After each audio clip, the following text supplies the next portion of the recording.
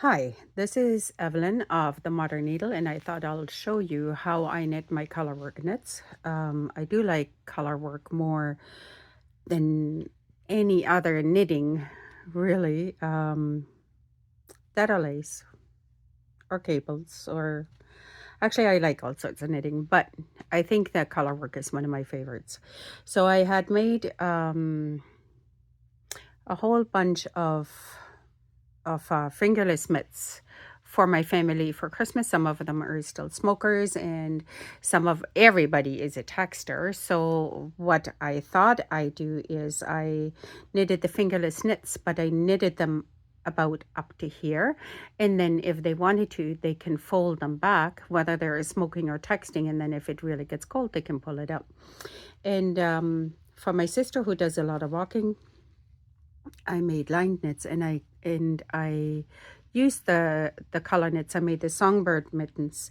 So at Christmas time, everybody got their mittens, and I made some for my niece who is also a knitter and in the army. I made her the fingerless mitts as well, but I wondered, because the knit fast and then on the inside it says dye warm,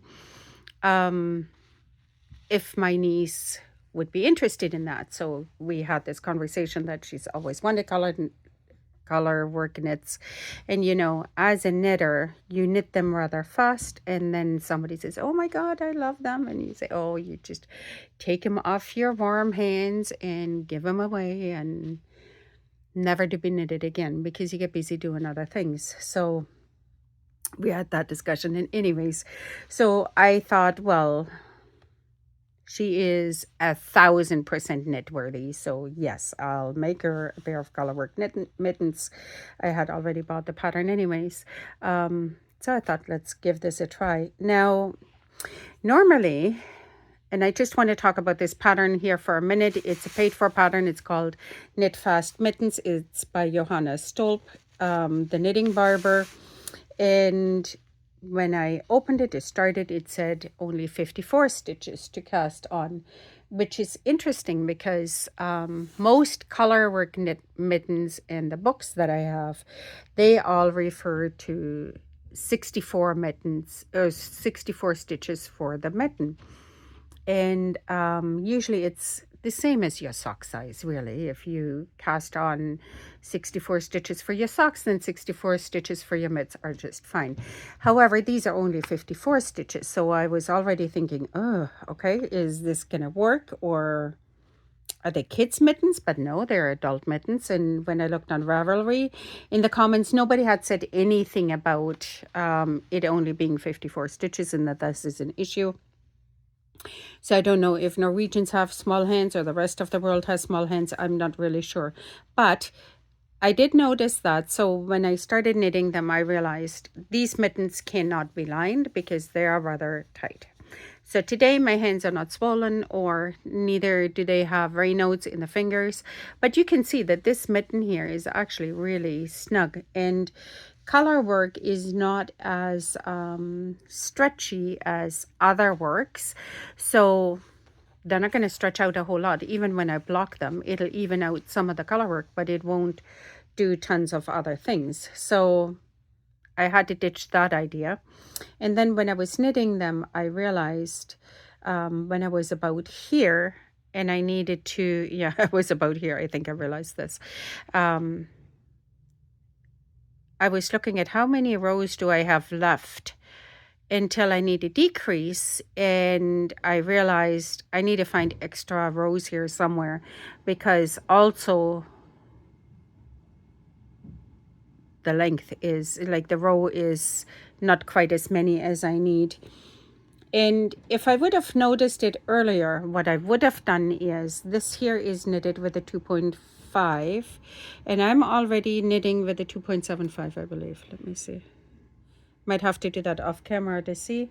This one doesn't have a thingy on it, but I'm pretty sure I knitted with 2.75 to get a bit of a bigger gauge. But I think what I would have done is I would have knitted with a 3 or a 3.25. But I think on that day when I started them, and I just wanted to start them because it's just a gorgeous pattern, I my brain was not on 100%, so I really didn't really think that through. Sorry for the pause. If I would have really thought that through, right when I saw the 54 stitches, I should have thought, I can't really do 10 stitches to get 64, but I could have added 12, like 3 on this side, 3 on this side, and 3 on either side here. But, well, no, that would have not worked either, because this pattern here goes in, yeah, it would have. Because it's at the beginning and at the end. But anyways, apparently that day my brain really didn't want to think with me on troubleshoot or whatever, so I just started knitting. And when I got to the hand, I realized, okay, so this gauge here is affected too. I needed to find extra words, so I elongated this here a little bit.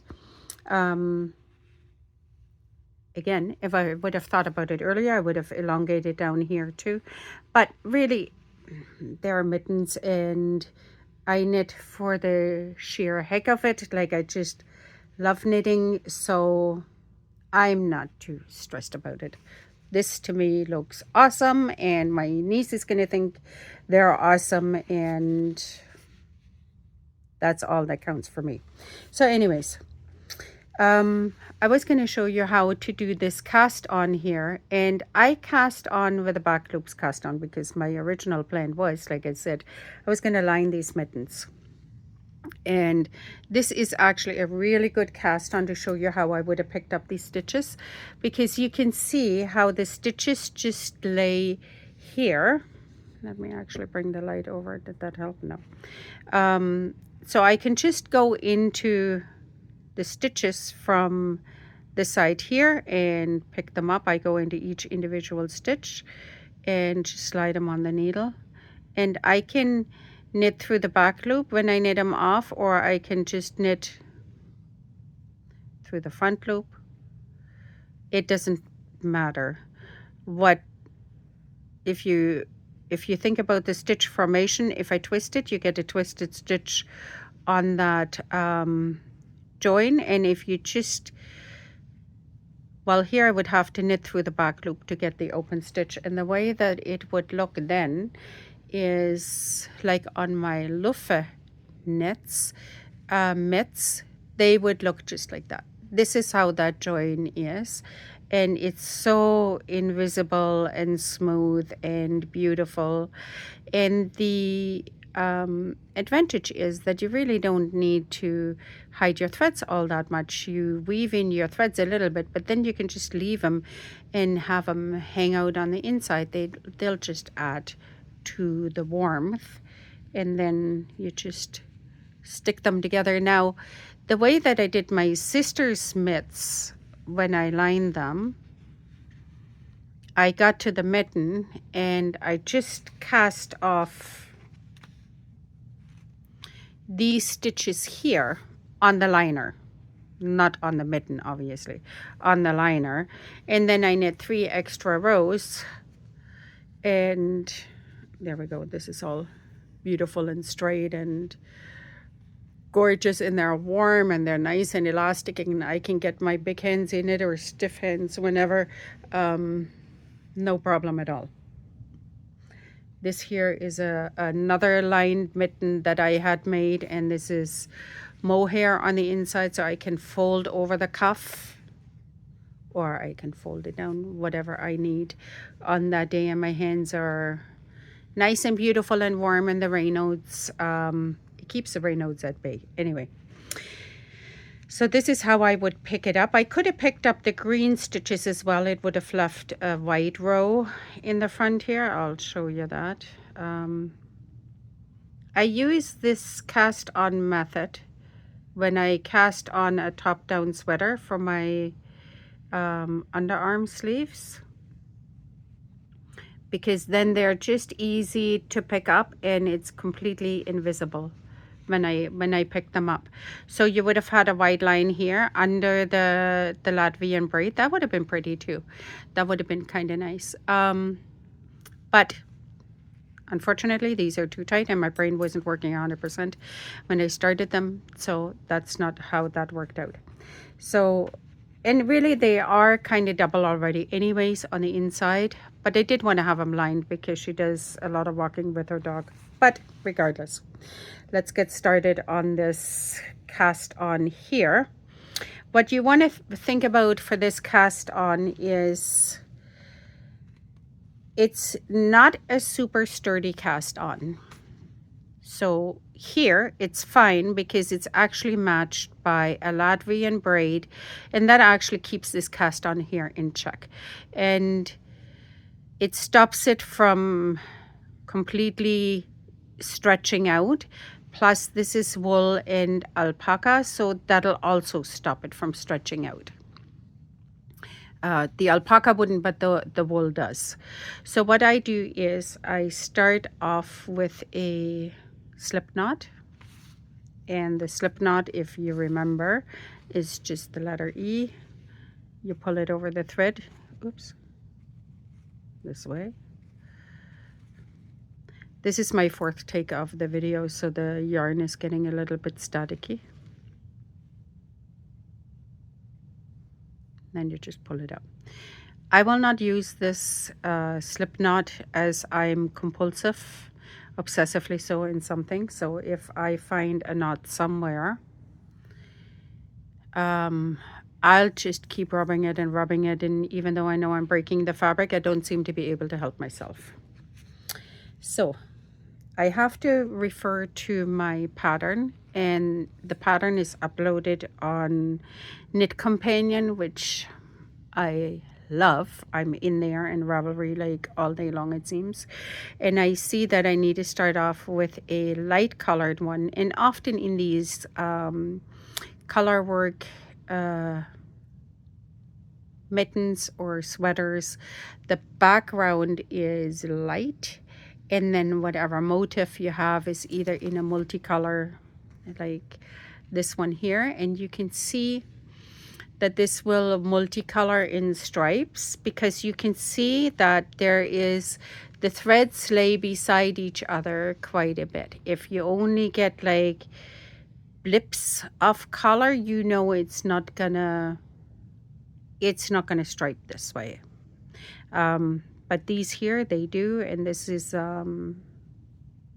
this was a loops and threads, I believe. And this here is an ace yarn from Turkey, and it is 50% alpaca, I believe, 60%. Doesn't matter. I just want enough to bring it back in so that it behaves, because alpaca has no memory. The hair is rather straight, and wool has memory. So we'll start off, and I usually have my yarn coming from the back. I put my thumb around it coming from the back so that the yarn crosses here, and I just slide up my needle in it. And I always cast on 2 needles, because it makes it easier to get into the stitch. And I cast on rather loosely, and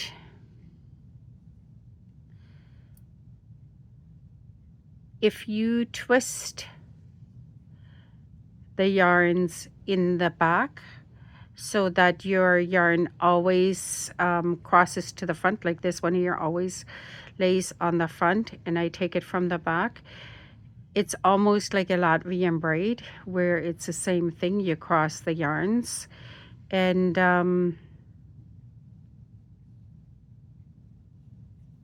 you get this 2-color effect like this. If I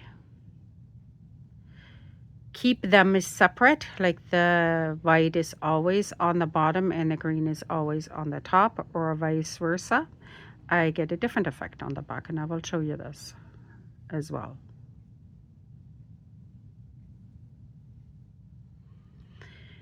When I made these mittens, I had the yarn going one way. I did not twist them. So then I just had the white yarn on top, and not when I knitted, I got the two colored effect, but when I cast on, the one yarn always sits on the bottom. So think about what it is that you want to achieve, and that'll tell you how this is going to work out for you. So I'm going to do quite a few I'm going to do quite a few rows so that you can actually see. I'm not too worried right now how this is crossing, because for this right now, I just want to get the stitches on and show you how I do it. You can see you can get quite a bit of speed on here, and if you twist them, you just grab the yarn that gravitates to the back, so it kind of works out quite fast. I think I want to have at least 30 stitches. I tried with less stitches, but you really couldn't. The Latvian braid didn't really show up properly, so hence another video with this. I do want to talk about the needles here for a second. These are the 6-inch sock needles, and they're square. They're not carbons. I forget what the square needles are. They're either Knit Picks or Knitter's Pride. I forget what they are. I do like the square ones, but I have lots of round ones as well. For color work, I wouldn't really necessarily say go with metal, especially if you only done it once or twice. The bamboo is quite sticky. This here is between the bamboo. It's wood. It's between bamboo and the metal for slickness. They're 6 inches. These are also 6 inches. You can buy them. This is one from the States. It's 7 inches. These are the old 8-inch ones that I use for hats or whatever. But you can buy them in 4 and 5 inches as well. These are 5 inches, and I do like them for mittens. If I get any smaller than that, my hands will cramp. But I buy them from Amazon, and you can buy a pack from size 2mm to 8mm, 10mm, or 6mm. I don't remember, but they're around $10, and I have multiple packs, as you can see, because my needles are always on the go. And I do use the short ones for holding the thumb.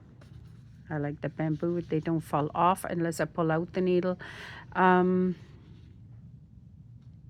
use them for cable needles. I use them for all kinds. 2, 4, 6, 8, 10, 12, 14, 16, 18, 22, 6, 8, 30.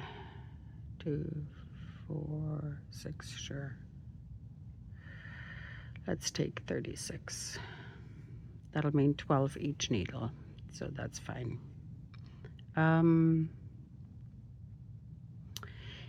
If I would have started this off wrong, I would have just dropped this loop here, and I would have added another E-loop with one of the tails.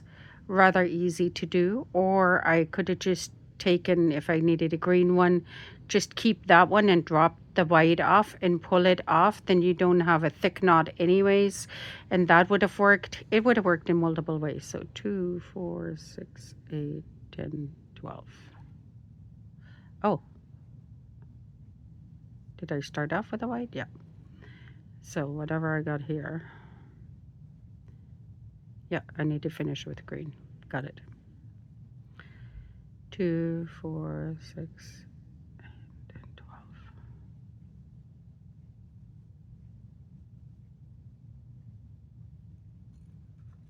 And I mix my needles a lot anyways. I don't mind if I'm doing a mix of metal and... Okay, so I pulled that off. So I'm just going to put it back on and twist it. There we go. 2.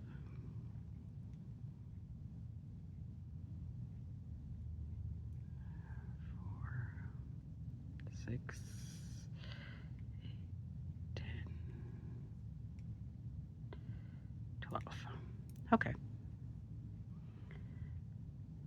It has to come this way because the my lead yarn always comes from the back. Okay, there we go. I know it's not twisted.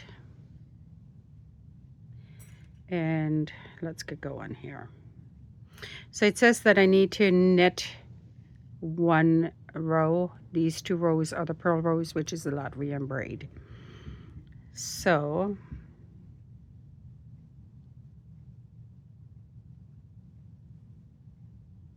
there we go. This I'm going to drop off. And you can see how the casting on 2 needles comes in handy. So on here, the dark one is the darker color I kind of have on the bottom. Normally I have the light one on the bottom. Whichever way you want to do it. I tend to not have issues with yarn dominance because I am a continental knitter, and the yarn dominance question is a rather young one. I've not come across this in too many continental knitters where all of a sudden yarn dominance is a thing. I'm not saying that it's not.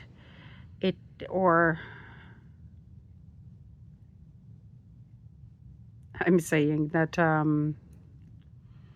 opinions are divided on that. I don't seem to have an issue with yarn dominance in the continental way, but you do you. 2, 4, 6, 8, 10, 12. So this one actually belongs over here. I'll flip it over.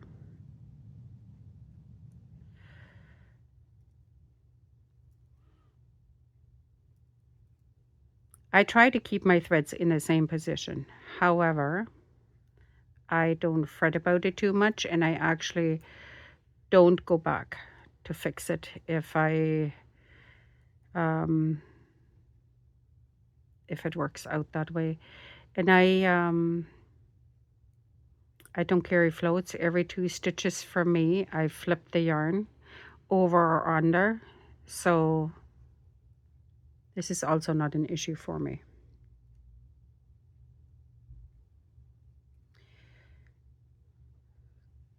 So let me get around this thing here. And as you can see, my fingers in the knitting are more tools than fingers as per se.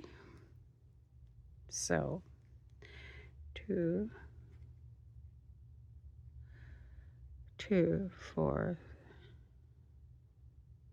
Okay, so here we do have to go back. I don't know what I did there.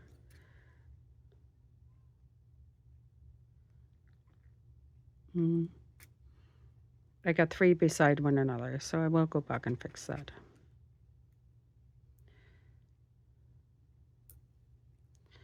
So talking and knitting maybe sometimes is not. Especially the first couple of rows, I find that they're a bit more finicky. Now, oh, I'll show you that at the Latvian braid here. That's okay.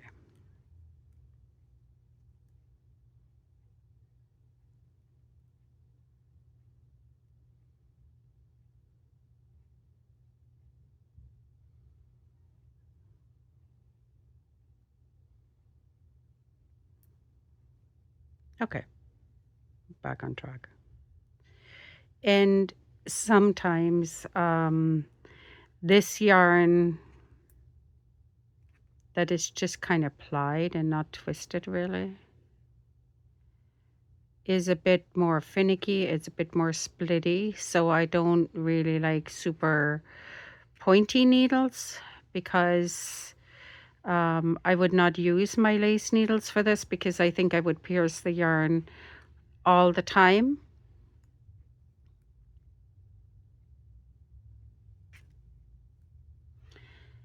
So you have to pay a lot more attention. So the blunter tips are easier, and you can just knit and not worry about it too much. So yeah, now it looks correct. Sorry about that. But, and here you can see as I'm going through, this bottom one here does seem to want to turn around. So we'll just untwist it. Not a big thing at this point. You could even, if this were to be twisted in the first row or in the second, in the second you might run into an issue already. But you can just try to twist it just like I did and knit a couple of rows. It's kind of like a small circumference anyways. And you'll see if you have to undo it, you can still undo it. But most of the time, row 1 or 2 can still be fixed.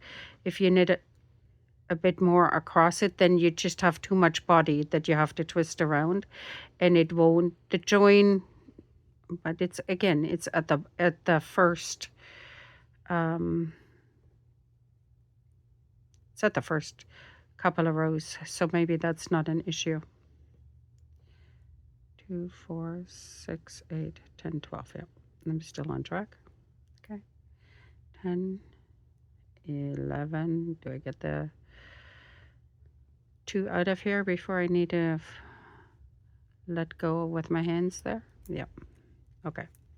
So next up is the Latvian braid. And let's have a look at that for a minute. Give myself a little bit of yarn here. Okay.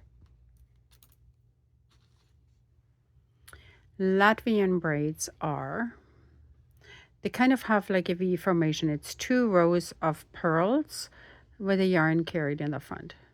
So you can see right here, this is the Latvian braid here.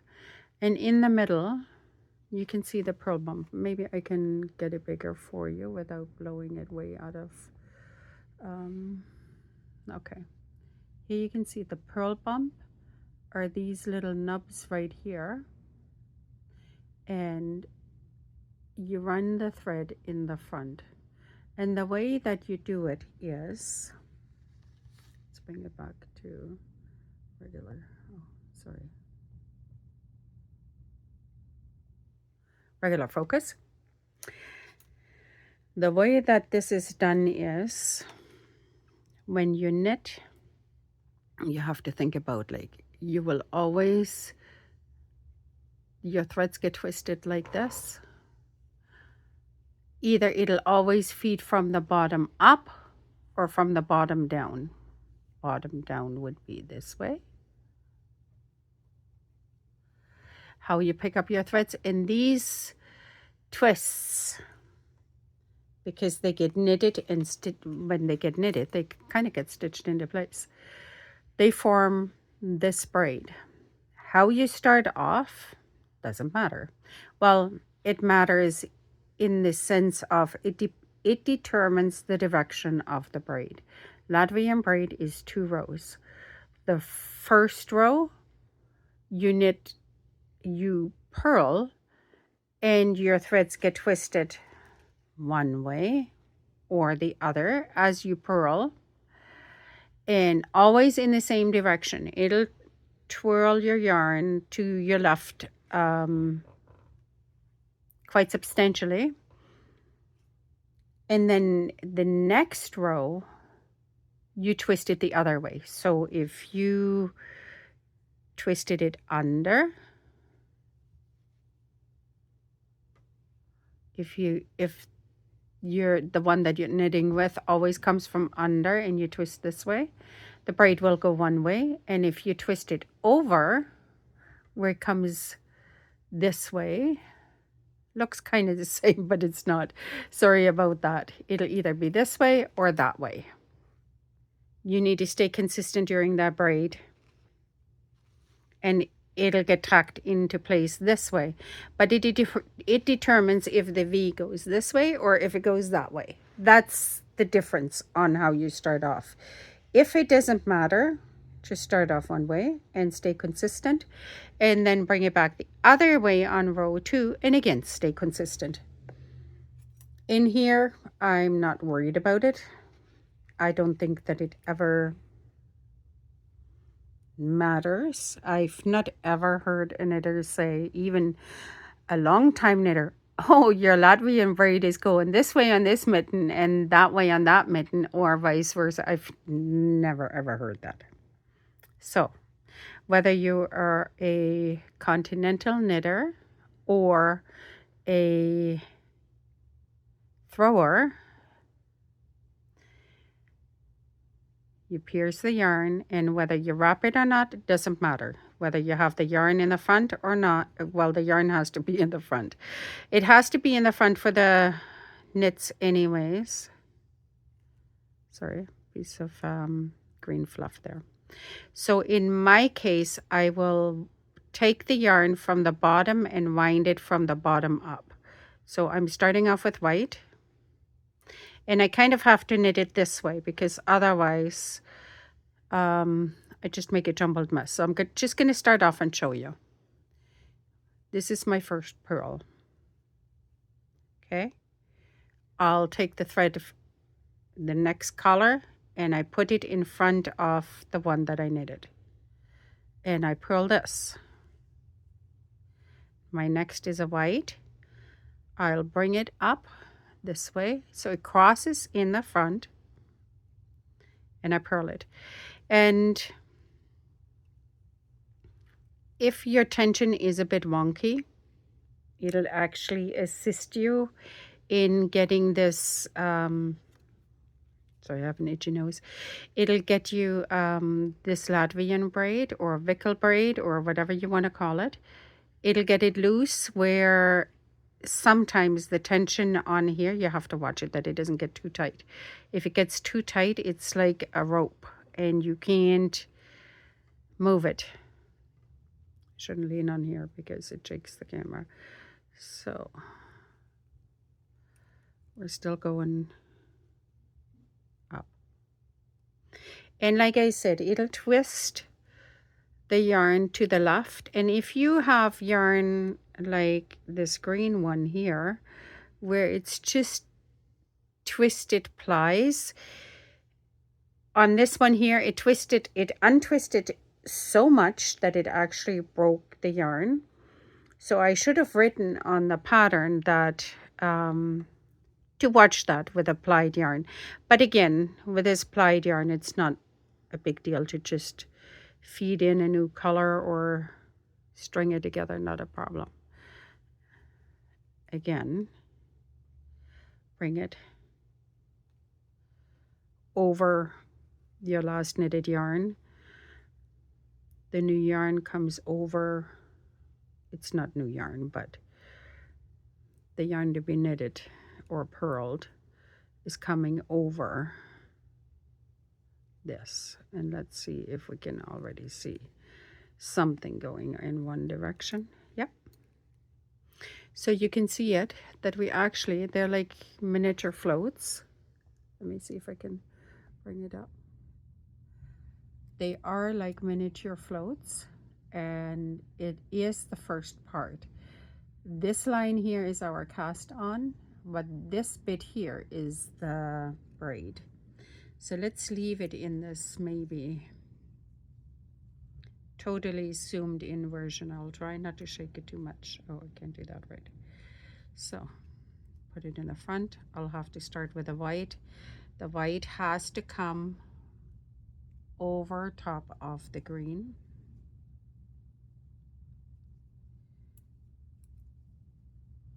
Again, this is the first stitch.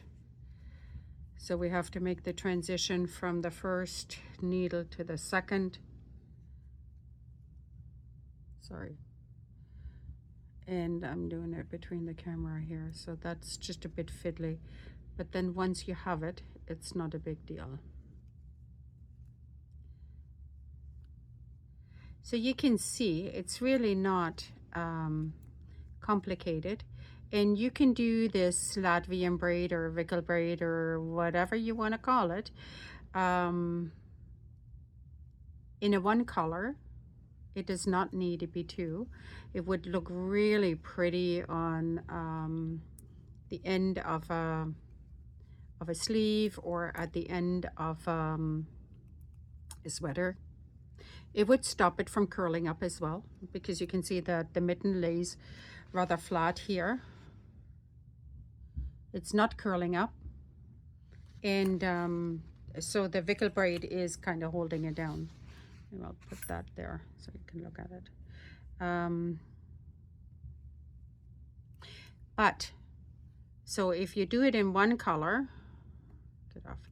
If you do it in one color, you still need 2 strands of yarn, because the wrapping of the 2 strands of yarn are what's actually making your little braid. The twisting of the 2 yarns is what's making your 2 braids.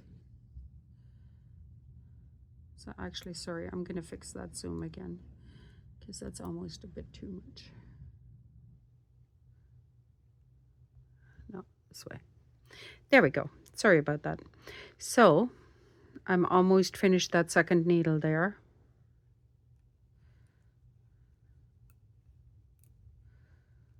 And you can see how it wants to really curl up on here, and it is. Okay. Need this bottom yarn up.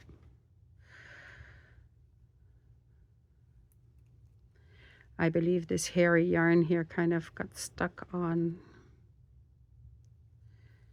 a little bit. Yeah. Okay.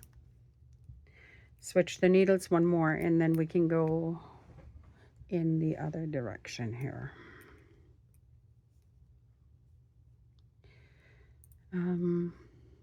Coming this way.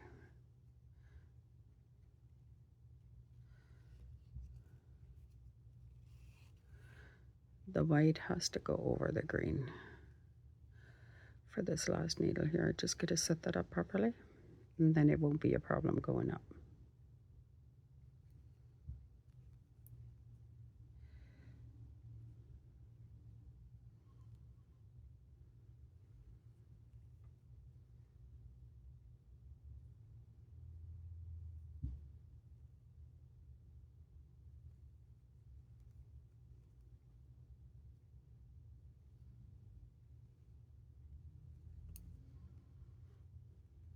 Let me knit that to the end.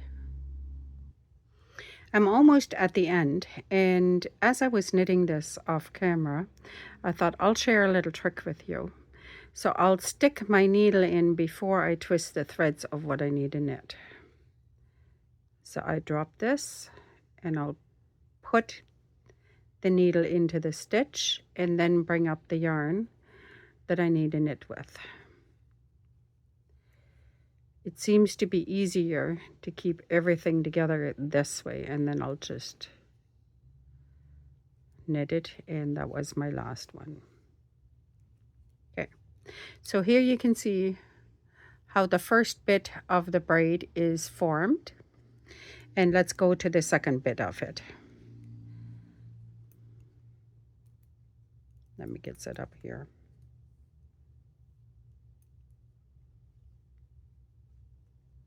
And again, I'll stick the needle in, and then I'll figure out how I want to twist it. So before we went this way, now we're going to come this way. So the white is going under the green. And I'll stick my needle in. And as I'm doing that, one of my fingers is already pushing up this yarn here.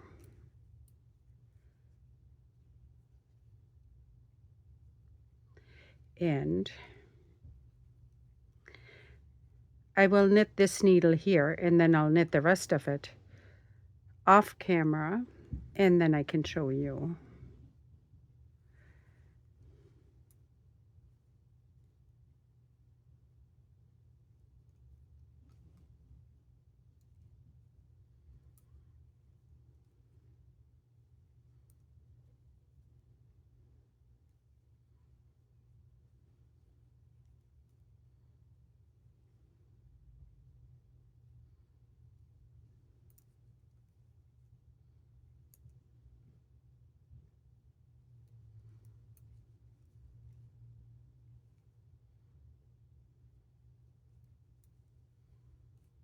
This here seems to go faster. That's just an extra loop that I got.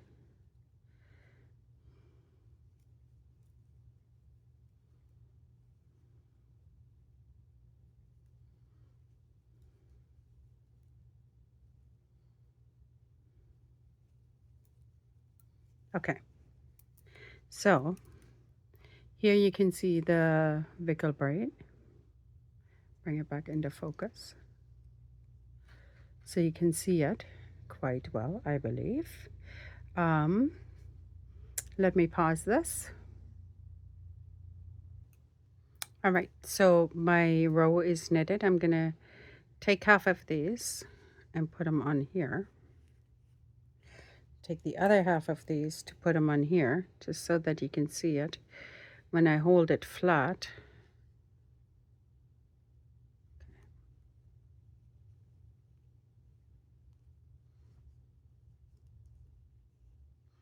Here, this is your Wickel braid here. It's beautiful. It's very nice and elastic, because the gauge is like struggling with the yarns sometimes makes it a bit looser, which is really nice. And you really do have to watch that on this. So like I said, this can be a 1-color thing. It can be a 2-color thing. It's quite beautiful, and it would be pretty for all sorts of things. So I'll meet you in the next video when I pick up the thumb stitches, like on this mitten right here.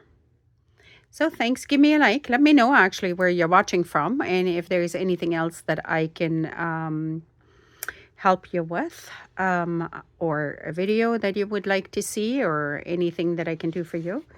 I would be happy to do that. Otherwise, happy knitting and knit faster and dye warm. Thanks.